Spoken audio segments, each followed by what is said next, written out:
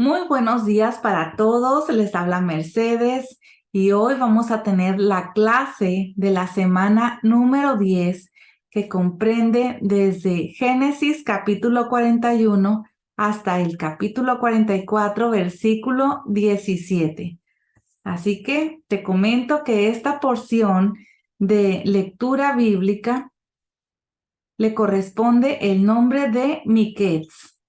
Y esta palabra significa al final, significa al cabo, ya que, como bien sabes, hace referencia a cómo inicia la porción de esta semana. Génesis 41:1 nos dice que aconteció que después de 2 años, es decir, al final o al cabo de 2 años, Faraón tuvo un sueño. Soñó que estaba de pie junto al Nilo.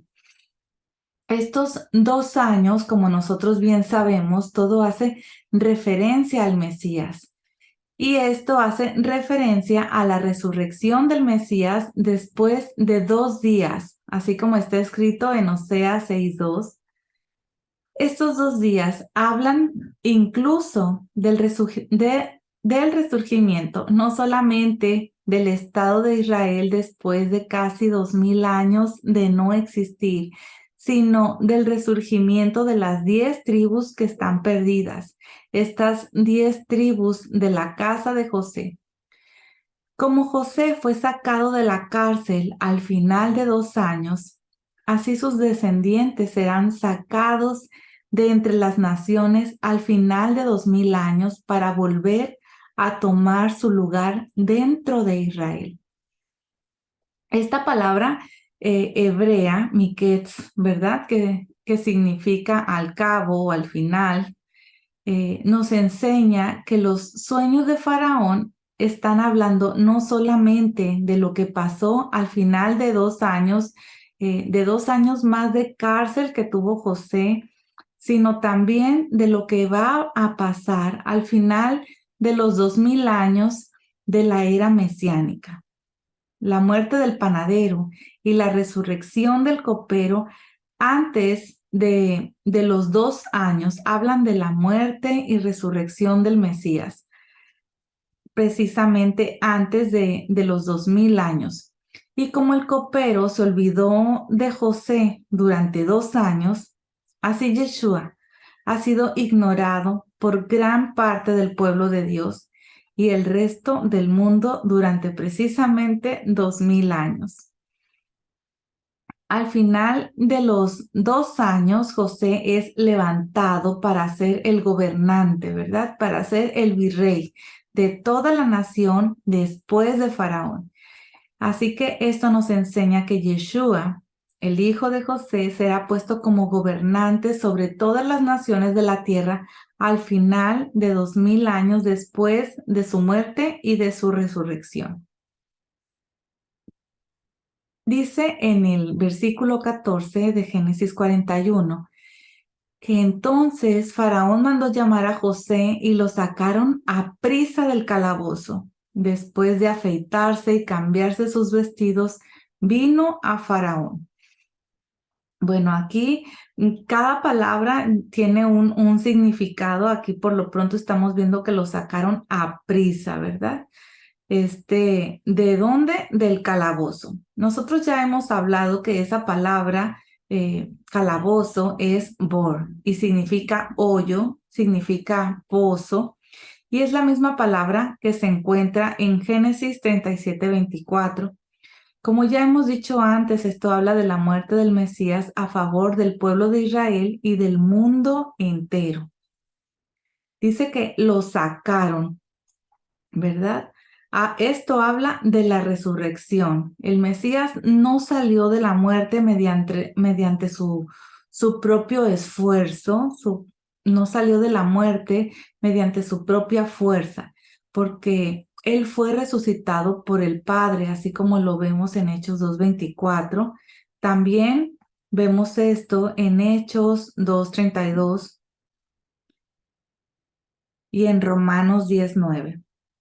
Algunas traducciones bíblicas, lamentablemente, no han traducido el texto griego de una manera correcta. En prácticamente todos los lugares donde se habla de la resurrección se ha traducido como que Él resucitó y no se ha traducido como que fue resucitado, que es lo que realmente dice el texto griego en la mayoría de las veces.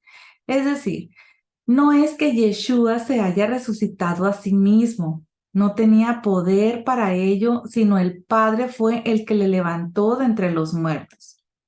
También vemos que la manera como sacaron a José fue a prisa, que la resurrección fue algo que pasó sumamente rápido, según lo que vemos aquí en Zacarías 3:2, donde dice, ¿no es este un tizón arrebatado del fuego?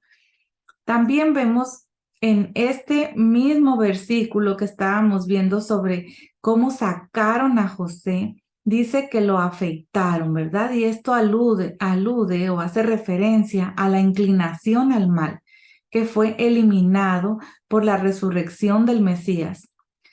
Es decir, el pecado entró en el mundo por medio de un acto físico. Cuando el primer hombre tomó del fruto del árbol, este fruto que tenía la mezcla de la ciencia del bien y también del mal, fue por medio de la boca que entró esa semilla del mal al cuerpo del hombre. Por esto, el lugar donde reside el pecado está en el cuerpo humano. Aunque el pecado haya afectado al alma, también al espíritu del hombre, el lugar donde habita el pecado es en el cuerpo del hombre. Así lo vemos en Romanos 7, del 17 hasta el versículo 23, que te los estoy dejando en pantalla. Como bien sabes, puedes hacerle pausa a este video y leer con detenimiento todos los versículos que están aquí. También puedes tomar tus notas y volver a ver este video o verificarlo en tu propia Biblia. También te voy a dejar Romanos 6:6 y Romanos 8:10, donde dice, y si Cristo está en ustedes, aunque el cuerpo esté muerto a causa del pecado, sin embargo el espíritu está vivo a causa de la justicia. Yeshua es quien tomó nuestros pecados, no los tomó en su alma, no los tomó en su espíritu, sino en su cuerpo, así como vemos también en Primera de Pedro 2:24, donde dice que Él mismo llevó nuestros pecados en su cuerpo sobre la cruz, a fin de que muramos al pecado y vivamos a la justicia, porque por sus heridas fueron ustedes sanados. Así que el pecado estaba en la parte más externa del Mesías, de Yeshua, cuando Él murió. Hay varios ejemplos en las escrituras que hablan de rasurarse el pelo para purificarse, los cuales hacen referencia al momento de la purificación del Mesías del pecado nuestro que estaba en su cuerpo. Y lo vemos aquí en Levítico 14:8 y también en Números 8:7. También estamos viendo sobre José que le cambiaron los vestidos y esto habla del momento cuando el viejo hombre fue eliminado, simbolizando en las ropas viejas y sucias, y el nuevo hombre fue creado mediante la muerte y resurrección del Mesías, así como lo vemos en este versículo que tienes en tu pantalla, Zacarías 3:3 y 4. También lo vemos en la parábola del hijo pródigo en Lucas 15:22, cuando el padre dijo a sus siervos, pronto, tráiganlo la mejor ropa y vístanlo, pónganle un anillo en su mano y sandalias en los pies. También te voy a dejar este versículo en Primera de Corintios 15, del 42 hasta el 54.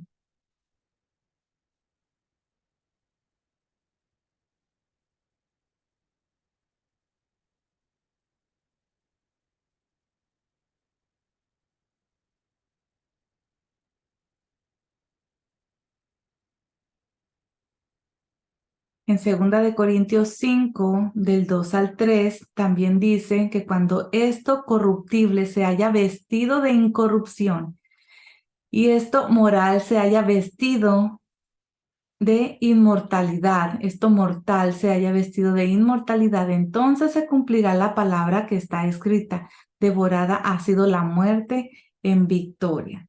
Te voy a dejar este otro versículo.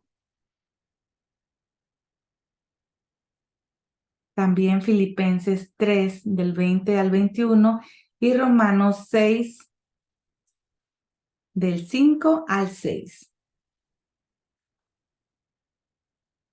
Vemos pues que cuando afeitaron a José y lo vistieron, entonces fue que vino a Faraón, ¿verdad? De la misma manera. De la misma manera, después de haber sido resucitado, fue elevado hasta lo sumo, ¿verdad? El Mesías.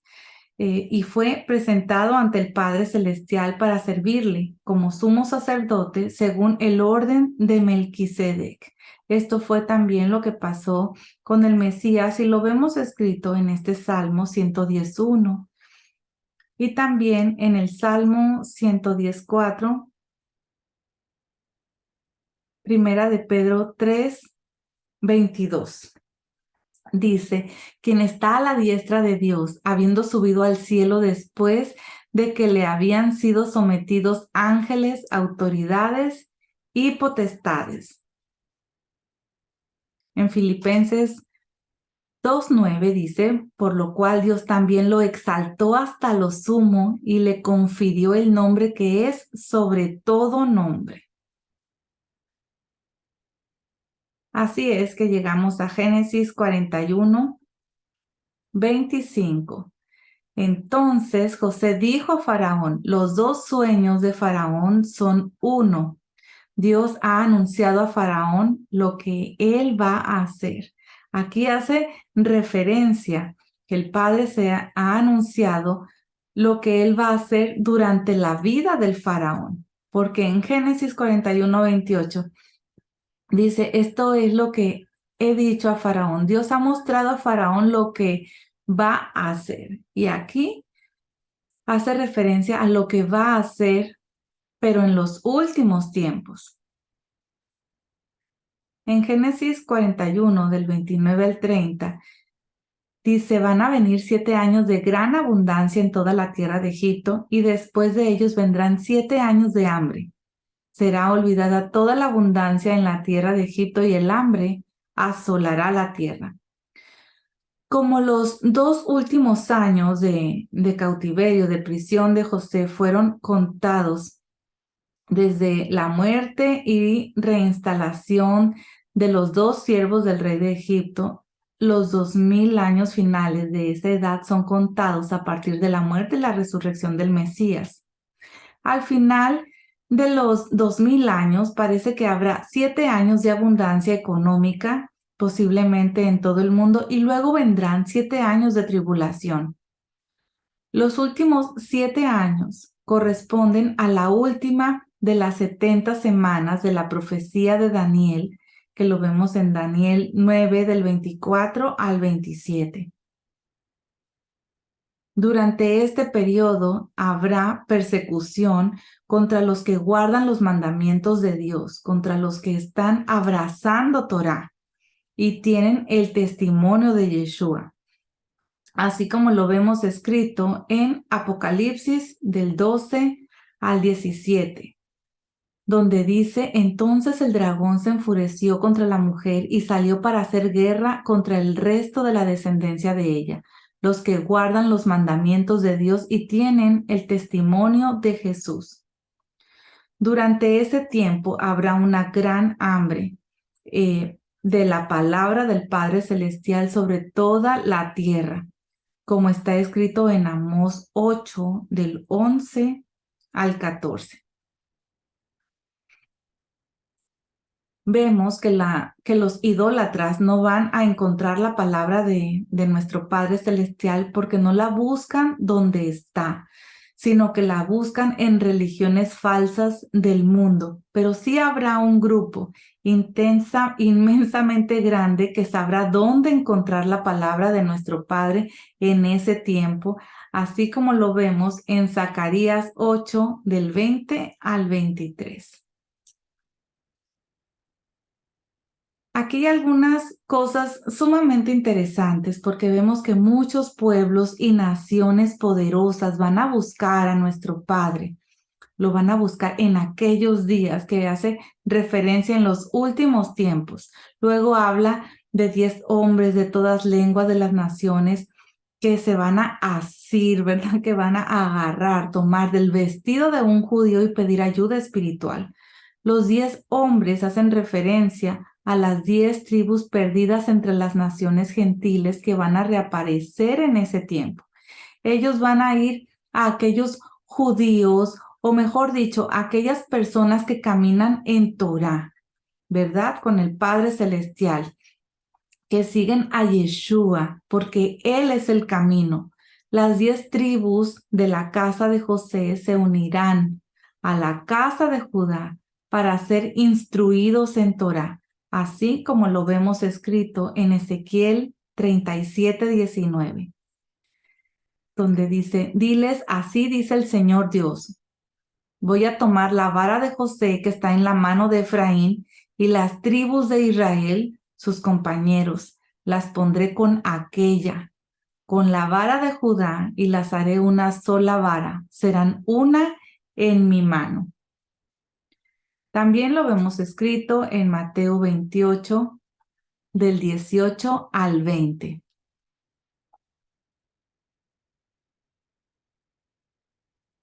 También en Hechos 24:14. Pero esto admito ante usted, que según el camino que ellos llaman secta, yo sirvo al Dios de nuestros padres, creyendo todo lo que es conforme a la ley, a la Torá, a la instrucción y lo que está escrito en los profetas. Será el momento de la reunificación de las dos casas de Israel. Como los 11 hermanos de José vinieron a Egipto durante los 7 años de sequía, así parece que las 12 tribus de Israel serán unificadas durante el último tiempo de la tribulación. De hecho, en Apocalipsis, el capítulo 7, se habla de la restauración de las 12 tribus de Israel en los primeros 8 versículos. Esos israelitas pasarán por los 7 años de tribulación y saldrán victoriosos. Luego, a partir del versículo 9, Juan puede ver con sus propios ojos una gran multitud que nadie puede contar, de todas las naciones, tribus, pueblos y lenguas. En el versículo 14, ahí aprendemos que esta gran multitud de ex gentiles son los que salen de la gran tribulación. Y esto nos enseña que la gran cosecha para el reino de la mayor parte de la humanidad será durante los últimos años antes de la segunda venida del Mesías. En Génesis 41:38 vemos que entonces Faraón dijo a sus siervos: ¿podemos hallar un hombre como este en quien esté el Espíritu de Dios? El Espíritu de Dios está en el ungido, en el hijo de José, más que en ninguna otra persona. Él tiene la plenitud del Espíritu de nuestro Padre Celestial, así como está escrito en Isaías 11, del 1 al 2, y en los siguientes versículos que te voy a dejar aquí en pantalla. Isaías 61, del 1 al 2 dice: el Espíritu del Señor Dios está sobre mí, porque me ha ungido el Señor para traer buenas nuevas a los afligidos. Me ha enviado para vendar a los quebrantados de corazón, para proclamar libertad a los cautivos y liberación a los prisioneros, para proclamar el año favorable del Señor y el día de venganza de nuestro Dios, para consolar a todos los que lloran,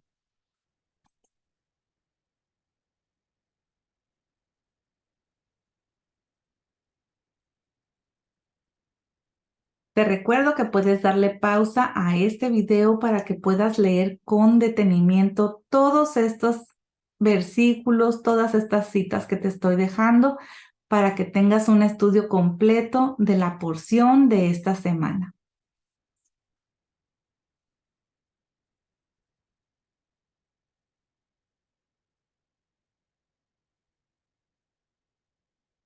La palabra Mesías significa ungido, haciendo referencia a ser ungido, ¿verdad? Con aceite.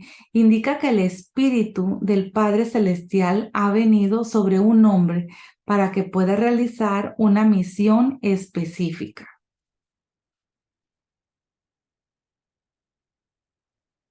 En Génesis 41:40 dice, tú estarás sobre mi casa y todo mi pueblo obedecerá tus órdenes.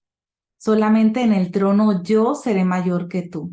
Es lo que le dice Faraón a José y esta es una ilustración clara en cuanto a la relación entre el Hijo y el Padre Celestial, ya que el Padre le ha dado autoridad para gobernar su casa, pero es una autoridad delegada, no es una autoridad que él suplante, ¿verdad? Aquí vemos que dice, voy al Padre, ya que el Padre es mayor que yo. También lo vemos en Primera de Corintios 15, del 27 al 28, porque Dios ha puesto todo en sujeción bajo sus pies. Pero cuando dice que todas las cosas están sujetas a Él, es evidente que se exceptúa a aquel que ha sometido a Él todas las cosas. Y cuando todo haya sido sometido a Él, entonces también el Hijo mismo se sujetará a aquel que sujetó a Él todas las cosas para que Dios sea todo en todos.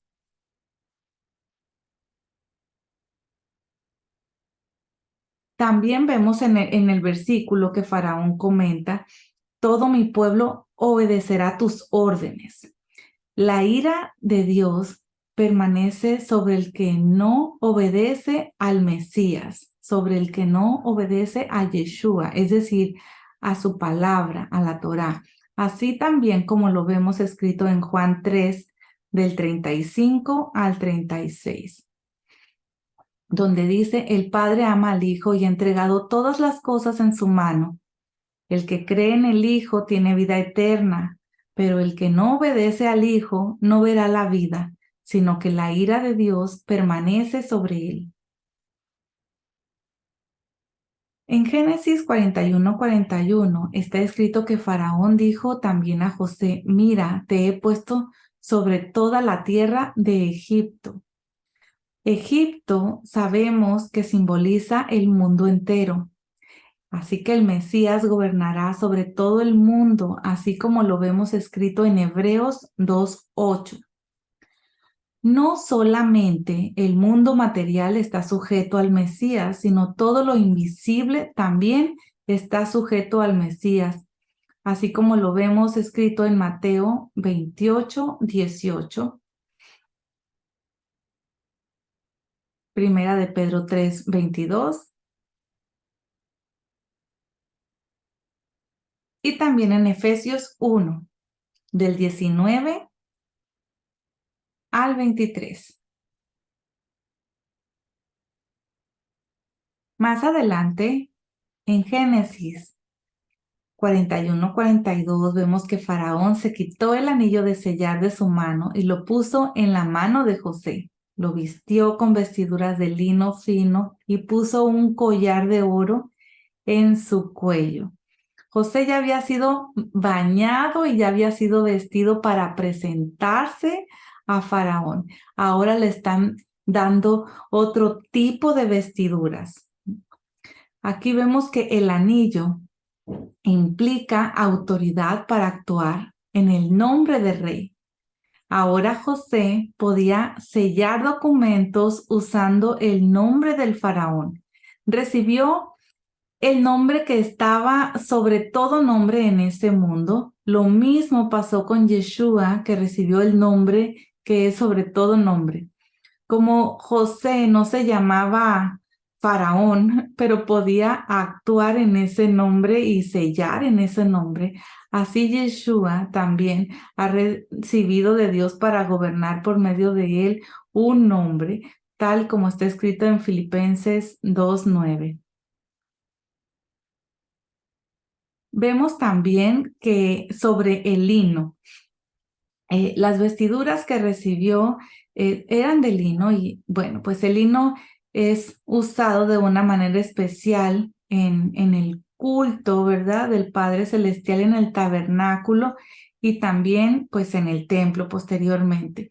Todos los sacerdotes del Padre Celestial vestían de lino.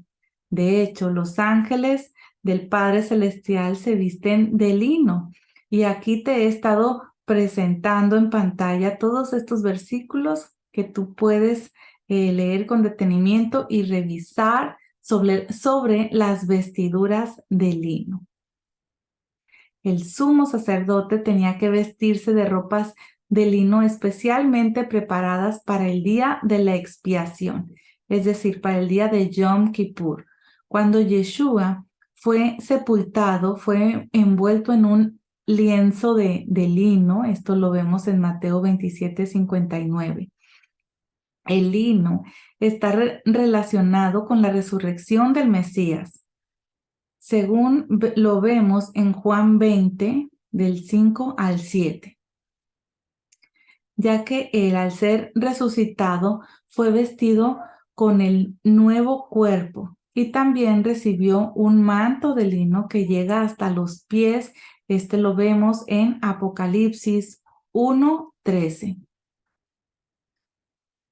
La novia del Mesías, nosotros sabemos que será vestida de lino fino, que representa las obras de justicia en obediencia a los preceptos, a los mandamientos que ella ha practicado, y esto lo vemos en Apocalipsis 19, versículo 8.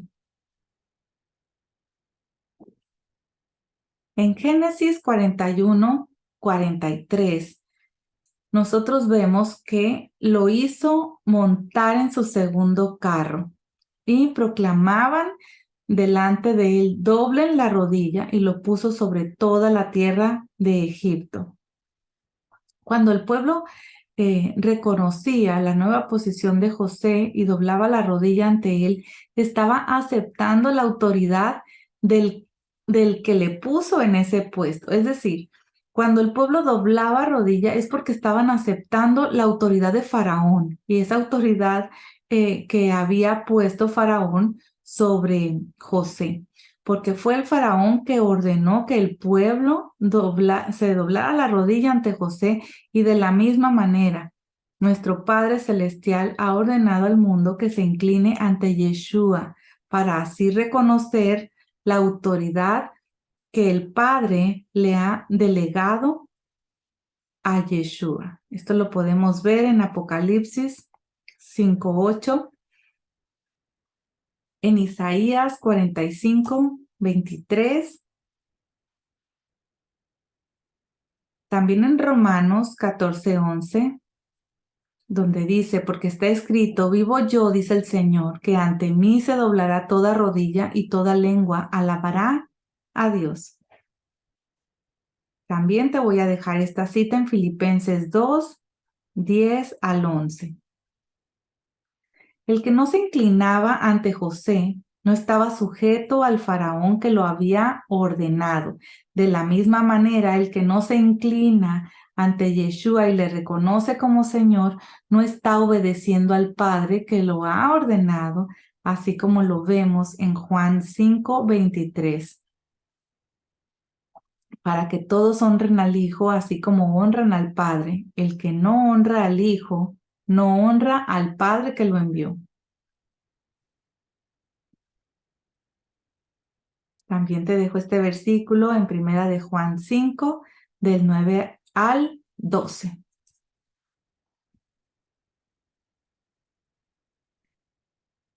En Génesis 41:45 vemos que Faraón llamó a José por el nombre de Safnat Panea y le dio por mujer a Asenat.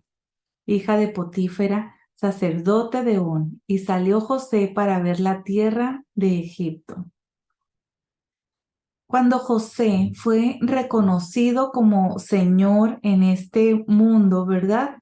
En Egipto, le cambiaron su nombre hebreo a un nombre de ahí, de ese pueblo, un nombre gentil. De la misma manera, el mundo gentil cambió el nombre de Yeshua, Hamashiach, por el nombre griego Jesucristo. Según lo que dice Flavio Josefo, el historiador, el nombre de Sarnat Paneach significa revelador de misterios. En Génesis 41-46 vemos que José tenía 30 años cuando se presentó ante Faraón, el rey de Egipto. De la misma manera, el hijo de José tenía 30 años cuando empezó su ministerio público, según lo que vemos en Lucas 3:23.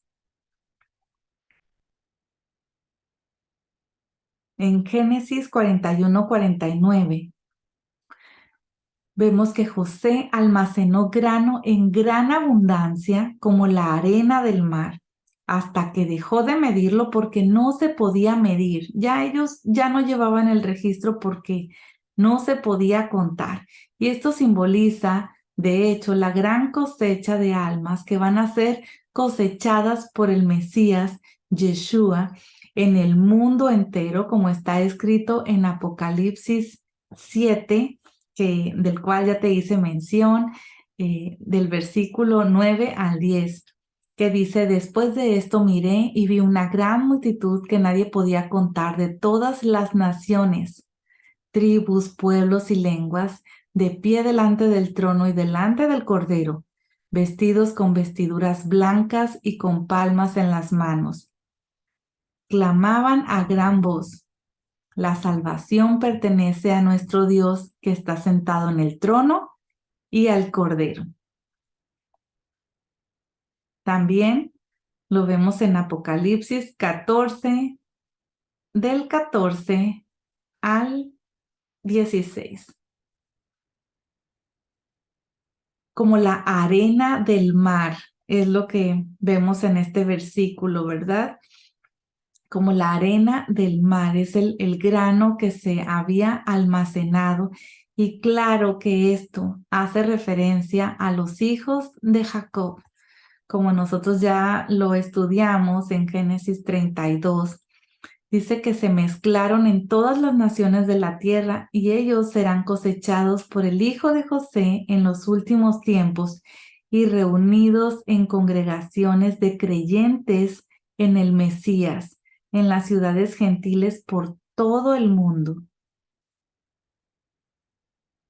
En Génesis 41, del 51 al 52, dice que el primogénito José, cuando tuvo hijos, ¿verdad?, le puso el nombre de Manasés porque dijo: Dios me ha hecho olvidar todo mi trabajo y toda la casa de mi padre. Y a su segundo hijo le puso por nombre Efraín, porque dijo: Dios me ha hecho fecundo en la tierra de mi aflicción. Los dos hijos de José, que luego serían adoptados como hijos de Israel, nacieron por una mujer no israelita y fueron criados en el mundo gentil, pero con una educación hebrea. De la misma manera, el hijo de José tiene hijos nacidos en el mundo gentil que serán reconocidos por Israel en los últimos tiempos. El nombre de Manasés significa olvidar y el nombre de Efraín significa fertilidad. Los dos hijos de José representan los gentiles que han tenido la experiencia real de un nuevo nacimiento por medio de Yeshua, el hijo de José. El primer hijo, Manasés, tiene que ver con el olvido de dos cosas: el olvido de la fatiga y el olvido de la casa de Israel, porque dice que le hizo olvidar la casa de mi padre. Dios me hizo olvidar todo mi trabajo. Tiene relación a olvidar la fatiga y olvidar la casa de Israel, su padre. El segundo hijo Efraín tiene que ver con multiplicación. Sus nombres representan exactamente lo que ha pasado en la historia del cristianismo, donde está la mayoría de las personas, de los gentiles que han nacido por el espíritu del Mesías. Primero, se olvidaron de las persecuciones romanas, ¿verdad? Todo ese trabajo que les llevaba a conservar la fe. Se olvidaron de esa persecución del Imperio Romano, todo eso que sufrieron por una fe con raíces hebreas, ¿verdad? Y luego se olvidaron de Israel y se olvidaron de la Torá, se olvidaron de la instrucción, hicieron su propio camino. Efraín representa los avivamientos evangélicos en este tiempo que predican el mensaje de salvación por medio de la muerte y la resurrección de Yeshua, aunque no lo llamen así, Yeshua, sino con un nombre griego. Finalmente, Efraín será puesto por encima de Manasés y ambos serán piezas claves en el plan de la restauración del pueblo de Dios. En Génesis 41:55 leemos que cuando se sintió el hambre en toda la tierra de Egipto, el pueblo clamó a Faraón por alimento, y Faraón dijo a todos los egipcios: vayan a José y hagan lo que él les diga.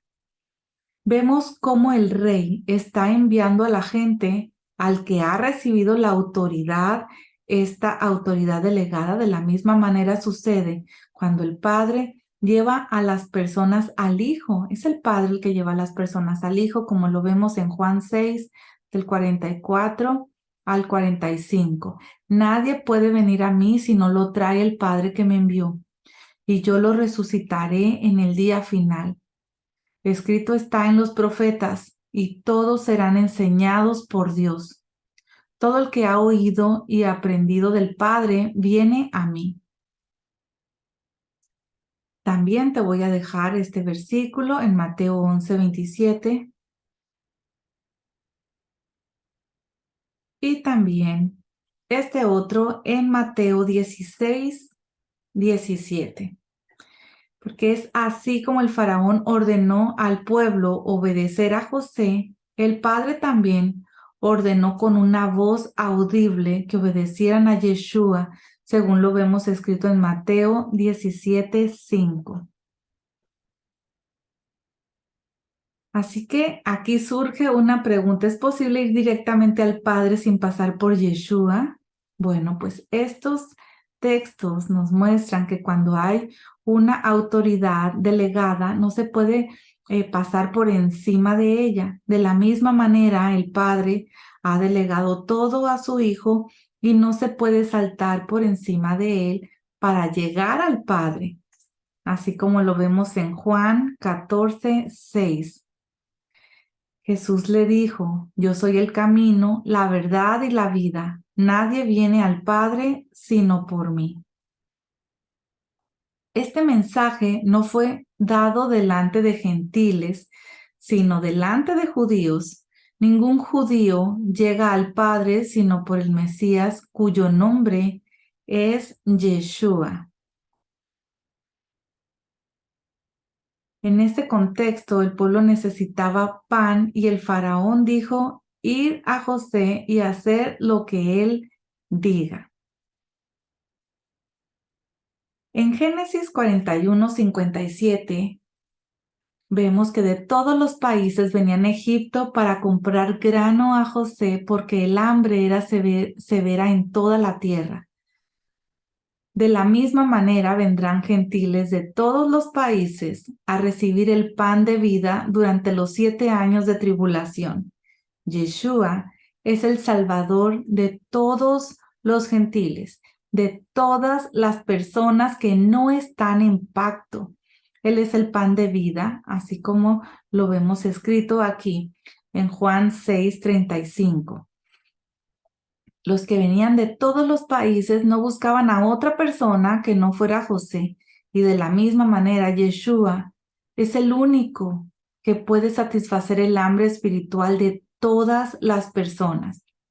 Más adelante vemos también los israelitas tendrán que humillarse para recibir de él el pan de vida para no morir.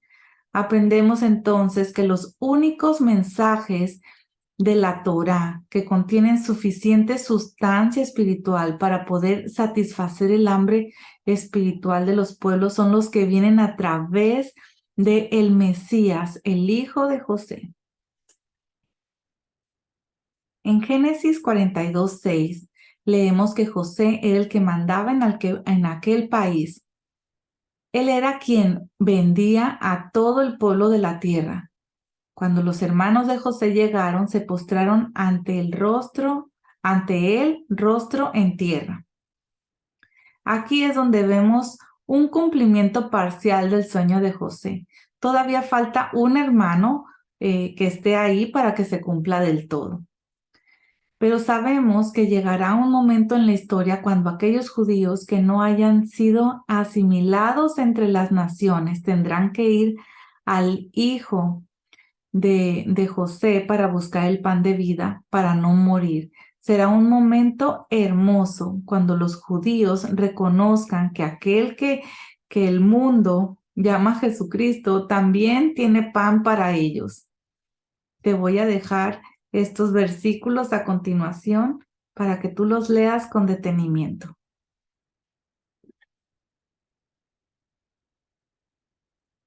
Este versículo en Oseas también concuerda con Mateo 23:39. Dice, porque les digo que desde ahora en adelante no me verán más hasta que digan, bendito aquel que viene en el nombre del Señor. Esto lo dijo Yeshua después de su entrada triunfal en la ciudad, anunciando un evento posterior que todavía no ha sucedido. También en Hechos 3:12 dice, al ver esto, Pedro dijo al pueblo, hombres de Israel, ¿por qué se maravillan de esto? ¿O por qué nos miran así como si por nuestro propio poder o piedad le hubiéramos hecho andar?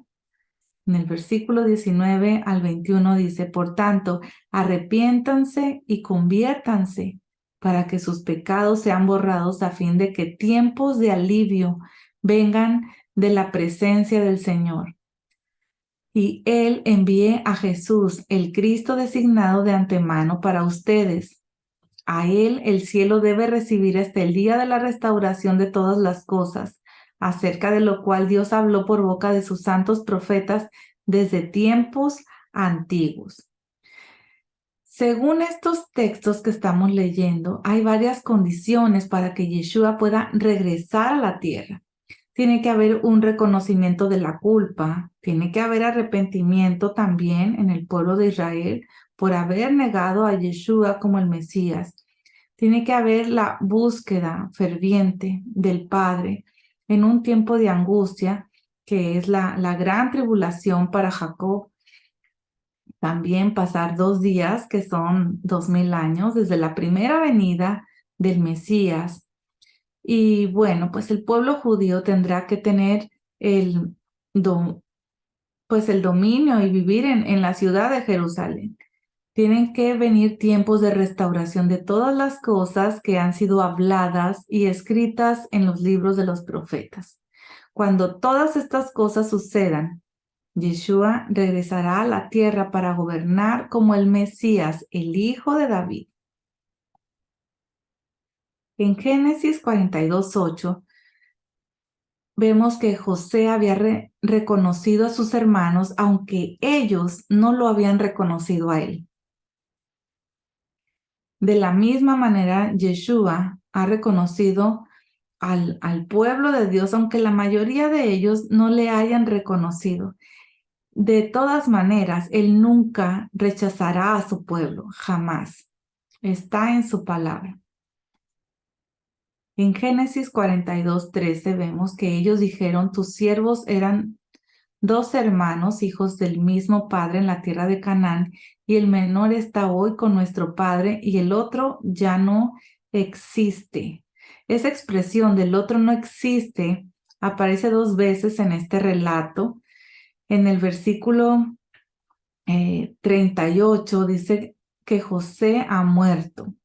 Este es el mensaje que el pueblo judío ha estado repitiendo durante casi 2000 años acerca de Yeshua, que murió. Pero él fue resucitado por el Dios de Israel. Como José seguía existiendo e incluso no solamente existiendo, José estaba gobernando. Así Yeshua sigue existiendo y gobernando a la diestra de nuestro Padre Celestial, el Dios de Israel en los cielos. Y en el segundo encuentro se dará a conocer a sus hermanos. Esto va a ser algo espectacular.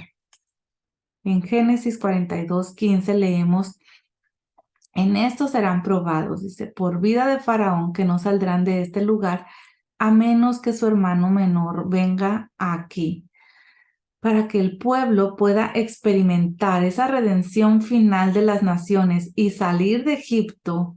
En su segundo éxodo es necesario que estén las 12 tribus presentes. Génesis 42 del 17 al 18. Aquí leemos que los puso a todos juntos bajo custodia por 3 días. José les dijo al tercer día: hagan esto y vivirán, porque yo temo a Dios. Esto alude a la muerte y resurrección del Mesías, que representa a los hijos de Israel. Lo vemos en Oseas 6:2. Como un buen israelita, José no tenía venganza en su corazón. Esto lo sabemos, ¿verdad? Según Levítico 19:18 está escrito: no te vengarás ni guardarás rencor a los hijos de tu pueblo, sino que amarás a tu prójimo como a ti mismo. Yo soy el Señor. En Génesis 42:21 leemos que entonces se dijeron el uno al otro: verdaderamente somos culpables en cuanto a nuestro hermano, porque vimos la angustia de su alma cuando nos rogaba y no lo escuchamos. Por eso ha venido sobre nosotros esta angustia. La razón por la que trató duramente a sus hermanos fue porque el Padre Celestial le estaba usando como un instrumento para producir arrepentimiento en ellos. También fue porque necesitaban aprobar ese examen, por así decirlo, y mostrar que verdaderamente se habían arrepentido de su pecado.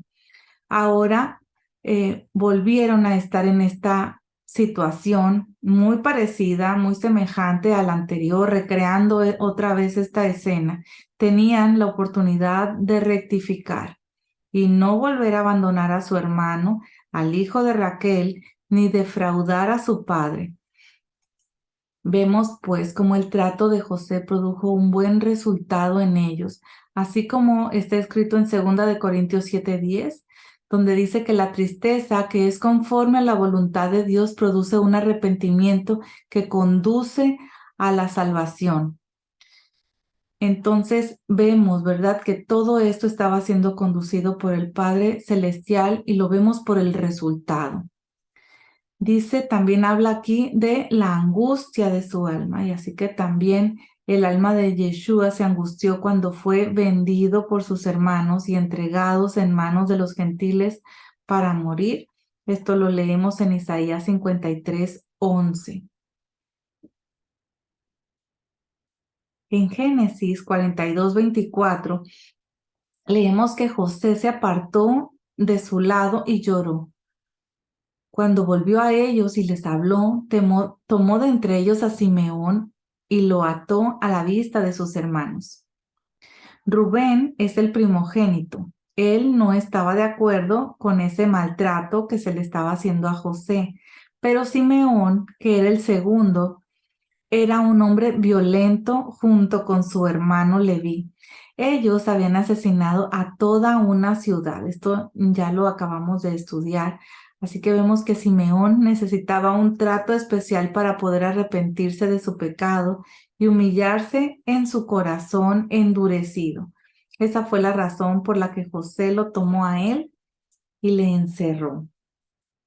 José mandó que se les llenaran sus vasijas de grano y que devolvieran el dinero a cada uno poniéndolo en su saco, y que les dieran provisiones para el camino, y así se hizo con ellos. Aunque los hermanos no reconocieron a José en su primera visita, tuvieron la oportunidad de obtener grano para saciar su hambre y vivir. De la misma manera, hay varias enseñanzas que han sido recopiladas del Talmud, de la Mishnah, que tienen su origen en las enseñanzas de Yeshua. Y esto es debido a que Yeshua estaba rodeado de escribas y fariseos en todo momento, y ellos fueron impactados por sus enseñanzas. Así, el pan del hijo de José también ha alimentado al pueblo judío desde su primer encuentro, aunque no le hayan reconocido. En Génesis 42:30 leemos que el hombre, el Señor de aquella tierra, nos habló duramente y nos tomó por espías del país. Es lo que dijeron los hermanos, ¿verdad? Y así, verdaderamente así sienten los judíos por el trato del mundo cristiano. Los cristianos son los que peor han tratado al pueblo judío durante los últimos 2000 años, porque el judío piensa que Jesucristo le odia. En el nombre de Jesús se han cometido cosas terribles, muy crueles contra el pueblo judío, tanto como las cruzadas, ¿verdad? Como también la Inquisición española, el exterminio nazi, que se hicieron en el nombre de Jesucristo. Y bueno, lamentablemente ese trato cristiano tan duro es uno de los impedimentos mayores para que el pueblo judío pueda reconocer al hijo de José como el Mesías. En lugar de provocar al judío a celos, lo han provocado a odio. De hecho, así es, contra su propio Mesías, ¿verdad? Por este antisemitismo y esta doctrina de odiar a los judíos porque fueron los que mataron a Yeshua. El fundamento del cristianismo es una teología antijudía y también es una teología de reemplazo, hablando sobre que el Padre Celestial ya no quiere a los judíos y que los ha reemplazado por las personas en las naciones. Pero bien, ahora estamos en el tiempo de la restauración de todas las cosas, incluyendo la restauración de los conceptos originales de nuestra fe, la restauración de la verdad que se habla sobre nuestro Padre Celestial y nuestro Mesías. En Génesis 43, del 8 al 9, nosotros leemos que Judá dijo a su padre Israel: envía al muchacho conmigo. Aquí están hablando sobre Benjamín. Nos levantaremos e iremos para que vivamos y no perezcamos, tanto nosotros como tú y nuestros pequeños. Yo me haré responsable de él. De mi mano lo demandarás. Sí. Si yo no te lo vuelvo a traer y lo pongo delante de ti, que lleve yo la culpa para siempre delante de ti. Ahora vemos aquí a Judá, que entra en escena, por así decirlo, y toma el control de esa situación porque él está dispuesto a responder por el hermano pequeño y ser culpable para siempre si no es devuelto por su padre. Y esto nos habla de la actitud del Mesías que nació por medio de Judá, que estaba dispuesto a responder no solo por sus hermanos judíos, sino por el mundo entero para liberarnos de nuestros pecados. Él tomó nuestra culpa y fue castigado en nuestro lugar para que fuéramos liberados de las consecuencias de nuestros pecados, así como lo vemos en Primera de Juan 2, del 1 al 2, donde dice: hijitos míos, les escribo estas cosas para que no pequen. Y si alguien peca, tenemos abogado para con el Padre, a Jesucristo el justo. Él mismo es la propiciación por nuestros pecados, y no solo por los nuestros, sino también por los del mundo entero. En 2 Corintios 5:21 dice, al que no conoció pecado, lo hizo pecado por nosotros, para que fuéramos hechos justicia de Dios en él. Más adelante en Génesis 43:26 y también en el 28 vemos cuando José regresó a su casa, ellos le trajeron a la casa el presente que tenían en su mano y se postraron ante él en tierra. Su siervo nuestro padre, dijeron, está bien, todavía vive, contestaron, y ellos se inclinaron en reverencia. Por fin se cumplió el primer sueño que había tenido José acerca de sus hermanos. Ahora todos los hermanos estaban reunidos y los 11 hermanos se inclinaron ante José. Es muy interesante que el sueño hablaba de atar gavillas en el campo de la cosecha y así también habrá una cosecha del pueblo de Dios, así como está escrito en Oseas 6:11. Para ti también, oh Judá, hay preparada una cosecha cuando yo restaure el bienestar de mi pueblo.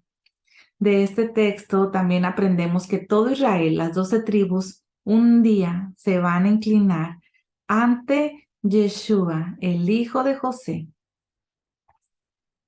En Génesis 43:30 leemos que José se apresuró a salir, pues se sintió profundamente conmovido a causa de su hermano y buscó dónde llorar. Entró en su aposento y lloró ahí. Yeshua, el hijo de José, tiene una compasión especial por sus hermanos en la carne, aunque le hayan tratado tan mal. José se apartó por un tiempo y lloró por su amor por ellos antes de darse a conocer. El aposento alude al lugar santísimo en el tabernáculo celestial, donde el Mesías está ministrando ahora, intercediendo por los hijos de Israel, así como lo vemos en Romanos 8:34 y también en Hebreos 9:24.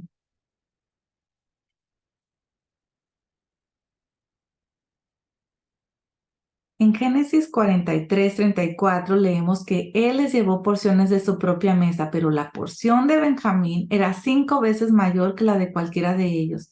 Bebieron pues y se alegraron con él. Aquí dice que se alegraron. Nosotros vemos que la Torá, las escrituras, no han ocultado el hecho de que se embriagaron. Hay muchas traducciones que sí lo han ocultado porque no han traducido ese versículo como está escrito en el hebreo. Pero bueno, la pregunta es, ¿por qué se emborracharon si la borrachera no está permitida en la escritura según Levítico 19, Deuteronomio 14:26, del 21 al 20, el Salmo 104, Proverbios 20, etcétera, y etcétera?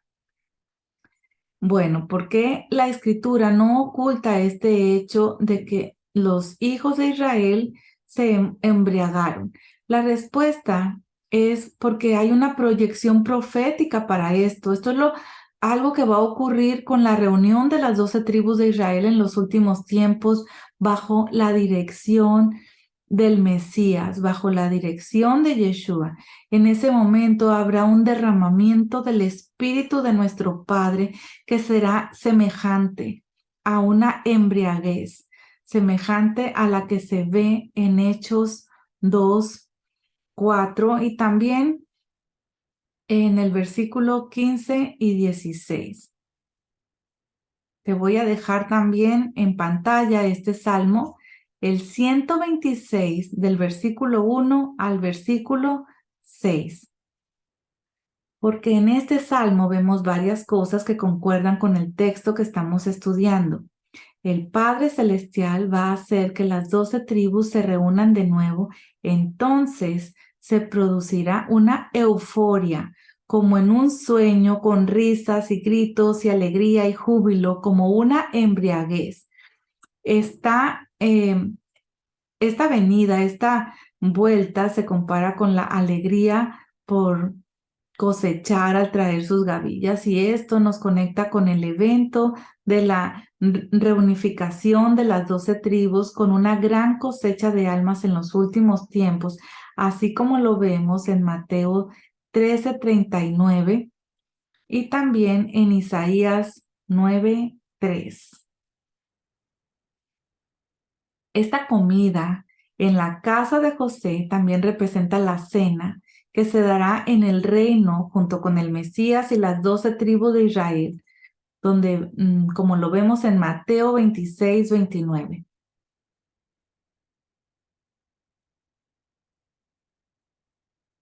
También en Lucas 22 del 28 al 30.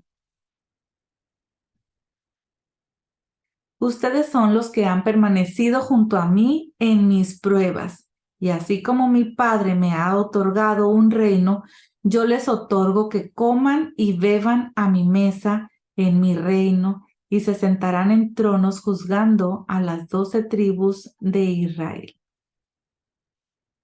Una de las misiones del Mesías, de Yeshua, es restaurar y reunir a las 12 tribus de Israel.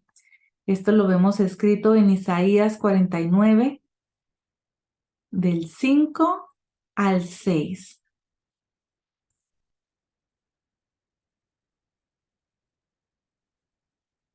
Como la gran mayoría de los descendientes de las 12 tribus están esparcidos en todo el mundo, esa restauración y reunificación implica que los que de ellos son del Mesías entre el mundo, entre los gentiles, experimentarán una fuerza increíble que los llevará a unirse a sus hermanos, ¿verdad? Las personas que están en pacto y que guardan Torah para ser un solo pueblo. El movimiento llamado mesiánico o ese movimiento llamado raíces hebreas es el inicio de esa reunificación en el Mesías, en Yeshua, entre las personas que están en el mundo, donde están las tribus perdidas, donde están las 10 tribus y también algunos judíos que han perdido su identidad. Cada vez más personas se integran a ese movimiento de la redención final de Israel, de las naciones, ya que su espíritu es atraído por la verdad de Yeshua, por la verdad del Mesías. Y si algo hay en el pueblo judío que no creen que Yeshua sea el Mesías, es precisamente porque el Mesías se iba a reconocer por unir a las 12 tribus. Así que como no reconocen que está vivo y que lo está haciendo, bueno, pues eso es una de las razones por las que el Mesías no es reconocido en el pueblo judío, pero es ahora que lo ha venido haciendo, pero es que ahora será mucho más evidente, porque como te digo, cada vez más personas están sintiendo este llamado de guardar Torah y de caminar en los preceptos del Padre Celestial. Así que cada vez esto irá mucho más en aumento y las personas recobrarán su verdadera identidad. En Génesis 44:14 vemos que cuando Judá llegó con sus hermanos a casa de José, él estaba aún allí y ellos cayeron en tierra delante de él. En ese tiempo hay esfuerzos tanto entre los judíos ortodoxos como entre los judíos mesiánicos de ir a buscar la casa de José, es decir, las 10 tribus que están entre las naciones. El Padre Celestial está impulsándonos a hacer esto porque se está acercando el momento cuando el hijo de José se va a dar a conocer a todos sus hermanos. Aquí vemos que los 11 hijos de Israel se inclinan otra vez ante José por segunda vez, ¿verdad? Aquí vemos que se cumplió el sueño. Y ese texto nos induce a pensar que los judíos reconocerán a Yeshua en la casa de José. La casa de José son las 10 tribus perdidas que están volviendo a casa en este tiempo y principalmente de entre los cristianos, donde ellos se encuentran. Este texto también nos enseña que muchos judíos se inclinarán ante el Mesías gentilizado, por así decirlo, en un contexto extraño, que es el mundo cristiano, porque cada vez más y más judíos se han reconocido a Yeshua como su Mesías, ¿verdad? En su mayoría, obviamente, son cristianos que tienen una inclinación judía, pero que mantienen esas teologías cristianas que no les permite ser fieles a las escrituras, no les permite discernir la Torá, la palabra del Padre Celestial. Y así se van adaptando a costumbres y a mezclas egipcias, griegas, que no tienen nada que ver con la fe hebrea.